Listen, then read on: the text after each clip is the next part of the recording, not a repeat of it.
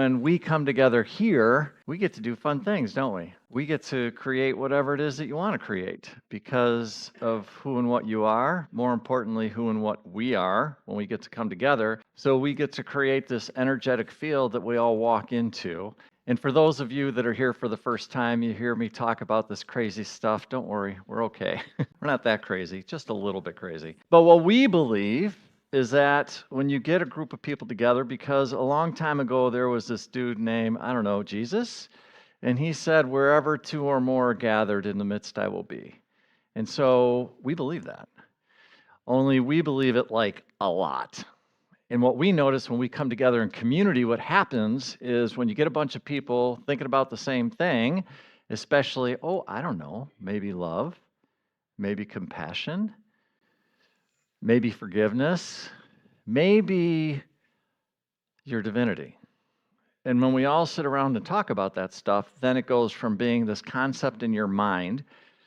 And that's what happens with some people, is that they get stuck with this experience called God in their mind. And what we believe and what we tell everybody is your experience with God is not here. Your experience with God is here. That's where it is. And we say that if you're not having that experience, let's have a conversation about it. Because God isn't in your head.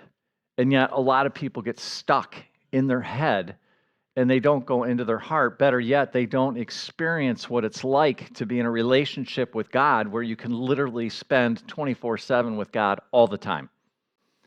And what we don't understand, because we haven't been taught this, is that is available to us because of who and what we are, which is a beautiful, incredible child of the divine. Now, we've heard that, and we go, well, that's cute, Mike, that's cute. But no, do you really understand that? At the depth of your soul, do you get that you are a child? That means you were created by it. That means there's a little spark within you that is just like it and resonates with it. And that means you're connected to it. You are literally connected to the divine as you sit here right now.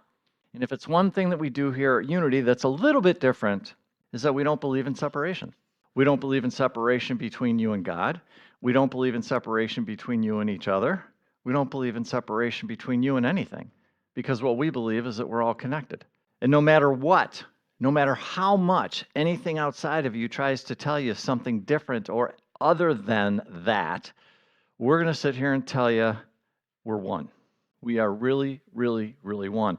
What makes that conversation so fascinating is that science is proving it more and more and more and more. I was just listening to an interview with a scientist, and he was talking about fascia in the body. And what happens is literally with the cancer cells in the body, what literally happens is the fascia quits communicating with the normal healthy cells. And then what happens is because of that, then the body starts to break down because there's no communication. And what they've realized is this exact thing happens in nature where they see nature being connected.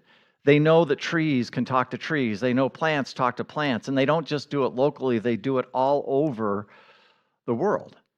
And they can prove it. And it's so cool.